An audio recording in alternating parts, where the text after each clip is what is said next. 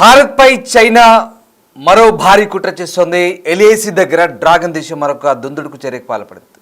LAC దగ్గర railway line నిర్మించాలని sketch వేస్తుంది. చైనా టిబెట్తో అనుసంధానించే ఈ రైల్వే ప్రాజెక్టు ఎల్ఏసికి అతి దగ్గరగా నిర్మించాలని నిర్ణయం తీసుకున్నట్టుగా కనబడుతుంది. ఇందుకు దాదాపు 9,500 కోట్లను చైనా ప్రభుత్వం కేటాయించింది. వాయువ్య నైరుతి చైనా మధ్య 2,000 కిలోమీటర్ల పాటు రైల్వే లైన్ నిర్మించబోతుంది. చైనా రైల్వే ప్రాజెక్టుపై భారత్ గట్టి నిఘా పెట్టింది. ఎల్ఏసి దగ్గర రైల్వే లైన్ ఉండడంతో సరిహద్దుల దగ్గర భద్రతపై భారత్ ఆందోళన చెందుతుంది. ఇప్పటికే ఎల్ఏసి దగ్గర పలుమార్లు ఉద్రిక్త పరిస్థితులు చోటు చేసుకున్న ఈ నేపథ్యంలో చైనా నిర్ణయంపై భారత్ ఇప్పటికే బ్రహ్మపుత్ర నదిపై అతిపెద్ద ఆనకట్ట నిర్మాణం చేపట్టబోతోంది చైనా. ఈ నేపథ్యంలో తాజాగా మరొక రైల్వే లైన్ నిర్మాణం, అది భారత సరిహద్దులను ఆనుకొని ఆ రైల్వే లైన్ నిర్మాణం చేపట్టబోతున్నట్టుగా తెలుస్తున్న నేపథ్యంలో భారత ప్రభుత్వం ప్రస్తుతం దీని గురించి నిశితంగా గమనిస్తుంది. ముఖ్యంగా చైనా ప్రాజెక్ట్ ఏదైతే ఉందో దానికి సంబంధించి భారత ప్రభుత్వం అయితే చాలా సీరియస్గా దానిపై దృష్టి పెట్టిన పరిస్థితి. జిన్జియాంగ్ టిబెట్ రైల్వే లైన్, ఇది లదాఖ్ సరిహద్దుకు దూరంగా ఉన్న జిన్జియాంగ్ టిబెట్ రైల్వే ప్రాజెక్ట్ నిర్మాణాన్ని ప్రారంభించడానికి బీజింగ్ సిద్ధంగా ఉన్నట్టుగా అక్కడి అధికారిక వార్తా సంస్థలు చెప్తున్నాయి. ఈ నెల ప్రారంభంలో చైనా ప్రభుత్వ యాజమాన్యంలోని ఈ జిన్జియాంగ్ టిబెట్ రైల్వే కంపెనీ ప్రారంభించబోతుంది.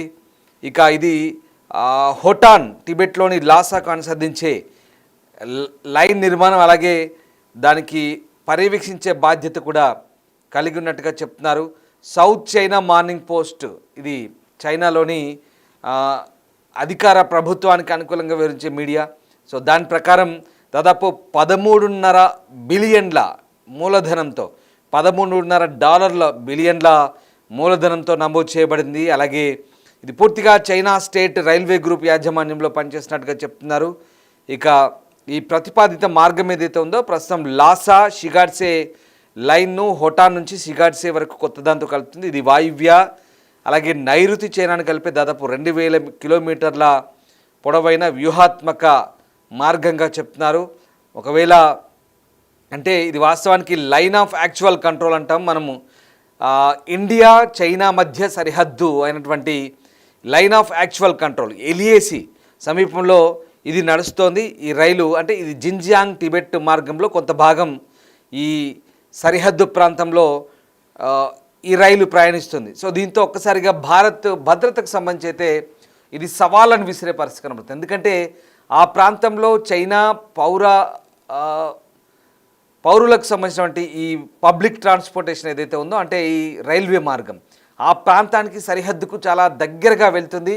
దీంతో మనకు అక్కడ భద్రతాపరమైన సమస్యలు ఖచ్చితంగా తలెత్తే అవకాశం ఉంది. భారతదేశం మరింత నిఘా పెట్టే అవసరాన్ని ఇక్కడ నొక్కి చెప్తున్న పరిస్థితి. ఎందుకంటే చైనా సరిహద్దులకు దగ్గరగా ఇలాంటి కార్యకలాపాలు చేస్తున్నప్పుడు భారత్ కూడా తన భద్రతకు సంబంధించి మరింత విస్తృతమైనటువంటి నెట్వర్క్ను మోహరించాల్సిన అవసరం అయితే కనబడుతుంది. ఇక్కడ జిన్జియాంగ్ టిబెట్ రైల్వే లైన్ ఏదైతే ఉందో దాదాపు 4,500 మీటర్ల ఎత్తులో ఉంటుంది. ఇది కుండ్లున్, కారకోరం, కైలాష్ అలాగే హిమాలయ పర్వత శ్రేణుల గుండా వెళ్తుంది. హిమానీ నదాలు, ఘనీభవించిన నదులు, శాశ్వత మంచు వెంబడి ఈ లైన్ ఉంటుందంటూ సౌత్ చైనా మీడియా పోస్ట్ చెప్తుంది. అలాగే ఇది ఇక టిబెట్ కొత్త రైల్ ప్రాజెక్టు దేశంలోని ఇతర ప్రాంతాలతో కనెక్టివిటీ పెంచడానికి చేపట్టిన 4 రైల్వే లైన్లలో ఒకటిగా చెప్తున్నారు. So Xinjiang Tibet railway line project అనేది 2008 నాటిదని చెప్తున్నారు. ఆ సమయంలో దీన్ని మళ్ళీ ఆ నెట్వర్క్ అంతా మళ్ళీ కొత్తగా తయారు చేసి సో దీని నిర్మాణం ఈ సంవత్సరంలో ప్రారంభమవుతున్నట్టుగా అక్కడి రవాణా శాఖ చెప్తుంది. సో అంటే ఇప్పటికే చైనా బ్రహ్మపుత్ర నదిపై భారీ ఆనకట్ట నిర్మిస్తున్నట్టుగా మనం ఆగస్టు 8న రాజ్యసభలో విదేశాంగ సహాయ మంత్రి కీర్తివర్ధన్ వెల్లడించారు. ఇది టిబెట్లోని యార్లుంగ్ థాంగ్సో నది దిగువ ప్రాంతంలో, మళ్ళీ చెప్తున్నాను, టిబెట్లోని యార్లుంగ్ థాంగ్సో నది దిగువ ప్రాంతంలో బ్రహ్మపుత్ర ఎగువ ప్రాంతంగా చెప్తారు ఇది. సో అక్కడ చైనా మెగా ఆనకట్ట నిర్మిస్తోంది. సో దాన్ని కూడా భారతదేశం నిశ్చితంగా గమనిస్తుంది. ఎందుకంటే అదే కనుక బ్రహ్మపుత్ర నది పైన డ్యామ్ నిర్మిస్తే కనుక మనము పూర్తిగా ముంపును ఎదుర్కోవాల్సి వస్తుంది. లోతట్టు ప్రాంతమైనటువంటి భారత్ మాత్రం ముంపును ఎదుర్కోవాల్సి వస్తుంది ఆ ప్రాంతం అంతా కూడా. సో దీన్ని కూడా భారతదేశం తీవ్రంగా వ్యతిరేకిస్తోంది. ఇప్పటికే ఈ అంశాలకు సంబంధించి చైనాకు అభ్యంతరాలు కూడా చెప్పిన పరిస్థితి. ఇప్పుడు అదొక ఎత్తైతే మళ్ళీ మన భారత సరిహద్దులను కలుపుతూ మరొక రైల్వే ప్రాజెక్టు, ఇవన్నీ కూడా చైనా చేస్తున్నటువంటి ఈ ఎత్తుగడలు, ముఖ్యంగా సరిహద్దుల్లో ఆ కనెక్టివిటీ పెంచుకోవడానికి చైనా చేస్తున్న ప్రయత్నాలు భారత్కు ముప్పనే చెప్పాలి ఒక రకంగా. ఎందుకంటే line of actual control, so ఇది భారతదేన వాస్తవాధీన నియంత్రణ రేఖ ఏదైతే ఉందో, ఇక్కడ ఆ ప్రాంతంలో ఈ రైల్వే ప్రాజెక్ట్ నిర్మించడం ద్వారా చైనాకు కలిసి వస్తుందేమో, కానీ భారత్కైతే పూర్తిగా ఇది భద్రతాపరమైన ఆందోళన చేసే అంశాలే. సో ఆ రకంగా దాదాపు 13.5 బిలియన్ అమెరికన్ డాలర్స్ అంటే 95 బిలియన్ యువాన్లు, అంటే చైనా కరెన్సీ ప్రకారం 95 బిలియన్ యువాన్లు అంటే దాదాపు చాలా కొన్ని కోట్ల అయి ఉంటుంది. దాదాపుగా 13.5 బిలియన్ అంటే ఒకసారి మీరు ఊహించుకోండి అమెరికన్ డాలర్స్ ఎంత ఉంటుందో. సో ఆ రకంగా 5,000 కిలోమీటర్ల, అంటే ఇప్పుడు ఇది 2035 నాటికి లాసా చుట్టూ ఉన్నటువంటి 5,000 కిలోమీటర్ల పీఠభూమి రైల్ ఫ్రేమ్వర్క్ అంతా చేయబడింది.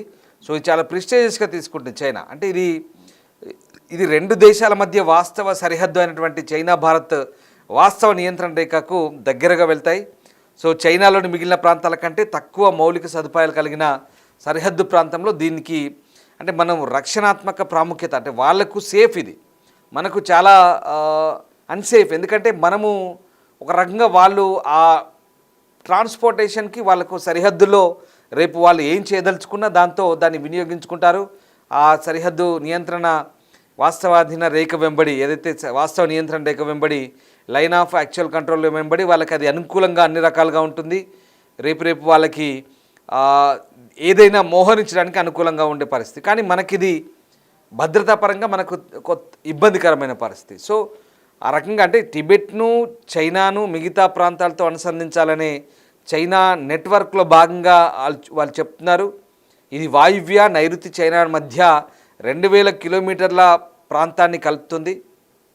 సో ఆ రకంగా కంప్లీట్గా హిమానీ నదాలు, హిమాలయ పర్వతాల మధ్యలో ఇది కఠినమైన భూభాగాల నుంచి వెళ్తుంది. అంటే ఆ ప్రాంతాలంతా కూడా ఒక రకంగా డ్రిల్లింగ్ చేసుకుంటూ వెళ్తున్నారు. నిజంగా చైనా వాళ్ళు ఎంతకైనా తెగిస్తారనడానికి ఈ ప్రాజెక్టే మనకు చాలా క్లియర్గా అర్థం. ఎందుకంటే సహజ సిద్ధంగా ఏర్పడ్డ మంచు పర్వతాలను కూడా చెక్కుకుంటూ వెళ్తున్నారు. ఇప్పటికే కొండలను గుట్టలను చెక్కుకుంటూ ఆ చైనాలో ప్రాజెక్టు చూస్తేనే మనకు నిజంగా చాలా డిఫరెంట్గా ఉంటాయి. సో ఆ రకంగా చైనాలో మనం ప్రాజెక్ట్ చూస్తాం, చాలా అసలు ఆ ప్రాజెక్ట్ చూస్తేనే మతిపోతుంది నిజంగా. ఒక్కొక్క కొండ ప్రాంతాలను కలుపుతూ అత్యంత ఎత్తైన ప్రాంతాలు ఇలా ఉంటాయి, ఇటో కొండ మధ్యలో ఇలా కిందంతా లోయ. అవన్నీ వీడియోస్ చూస్తుంటేనే చైనా వాళ్ళ టెక్నాలజీని అప్రిషియేట్ చేయాలా, చైనా వాళ్ళ మొండి వైఖరా, అది ఏంటో అర్థం కాదు. కానీ ఇప్పుడు ఇక్కడ హిమానీ నదాలను, కానీ అది కొంతవరకు మంచి పద్ధతి కాదు. హిమాలయ నదాలు, ప్రకృతి సిద్ధంగా ఏర్పడ్డ హిమాలయ నదులను కూడా తొలుచుకుంటూ వెళ్తున్నారు. హిమాలయ పర్వతాలను తొలుచుకుంటూ వెళ్తున్నారు, నదులు కాదు సారీ పర్వతాలను.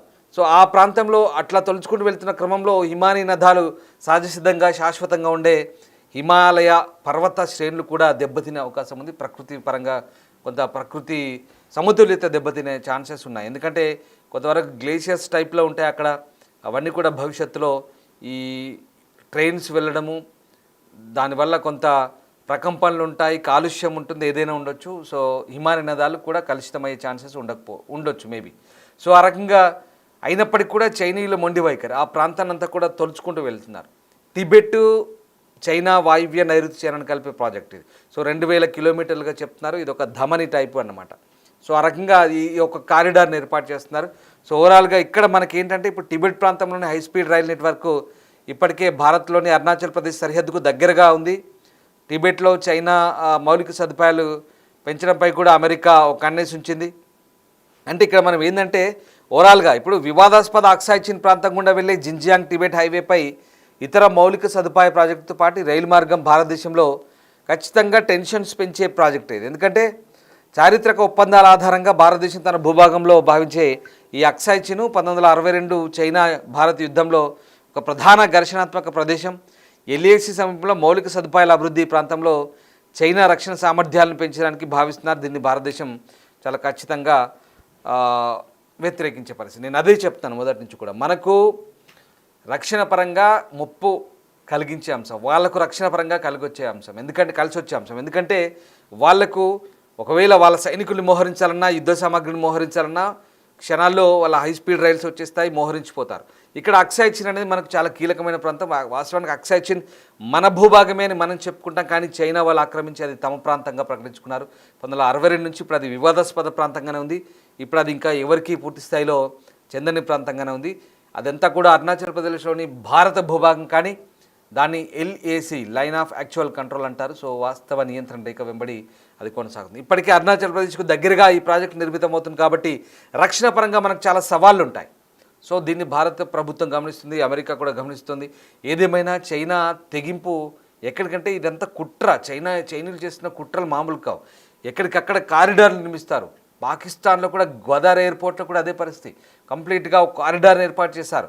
లాహోర్ మీదుగా వెళ్తుంది, కరాచీ మీదుగా ఆ గదర్ ఎయిర్పోర్ట్ పోర్ట్ ఏదైతే ఉందో, ఎయిర్పోర్ట్ కాదు పోర్టు, ఆ సీ పోర్ట్ ఏదైతే ఉందో అక్కడి నుంచి గదర్ పోర్టు మీదుగా చైనా వరకు డైరెక్ట్ కారిడార్ ఏర్పాటు చేసుకున్నారు. మధ్యలో బలూచిస్తాన్లో ఉన్నటువంటి ఆ గదర్ పోర్ట్లో బలూచిస్తాన్లోనే స్థానికులను ఎవరిని పక్కకు రానివారు ఆ ప్రాంతంలో, అసలు ఆ వాళ్ళకి హక్కులు లేకుండా పోయినాయి. ఇలాంటి కుట్రలు చైనా వాళ్ళు చాలా చేస్తుంటారు. సో ఏదేమైనా చైనీయులు మరొక కుట్రకు పాల్పడ్డారంటే మనకు అర్థమవుతుంది. ఇది ఈ సంవత్సరంలోనే ప్రారంభమవుతుందని చెప్తున్నారు, త్వరలోనే. సో దీని గురించి మరి భారత్ ఎలాంటి అభ్యంతరాలు ఉంటాయి? అండ్ మోర్ ఓవర్ భారత ప్రధాని చైనా పర్యటనకు వెళ్తున్నారు ఈ నెలాఖరులో. సో ఏమైనా ఈ అంశం చర్చకు వస్తుందా, లేదా ఇది యథావిధిగా చైనా కొనసాగిస్తుందా?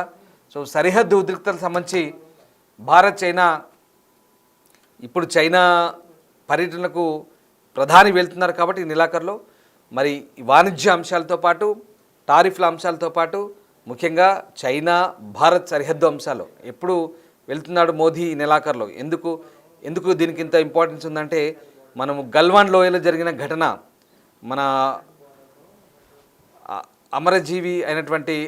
అమరుడైనటువంటి సంతోష్, కెప్టెన్ సంతోష్ తెలుసు కదా, మిరియాలు కూడా అక్కడే చనిపోయారు ఆయన. సో ఈ గల్వాన్ లోయ ప్రాంతంలో జరిగిన ఘటన, దాని తర్వాత ఈ ఘటన తర్వాత ఒక మన ఇండియన్ ప్రైమ్ మినిస్టర్ చైనాకు వెళ్ళడం అంటే అప్పటి నుంచి కూడా మోదీయే ఉన్నారు అధికారంలో. సో మళ్ళీ దాని తర్వాత చైనాకు వెళ్ళడం ఇదే తొలిసారి.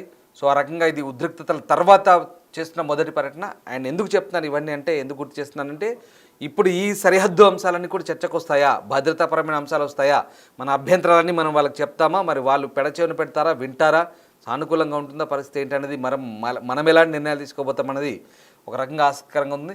ఏదేమైనా ఇవన్నిటి కూడా భారత్ ఒక కన్నేసి ఉంచింది. కన్నేసి ఉంచడం వరకేనా, లేదంటే మనం కూడా ప్రతీకారంగా ఇంకేదైనా చర్యలు ఉంటాయనేది వేచి చూడాల్సిందే.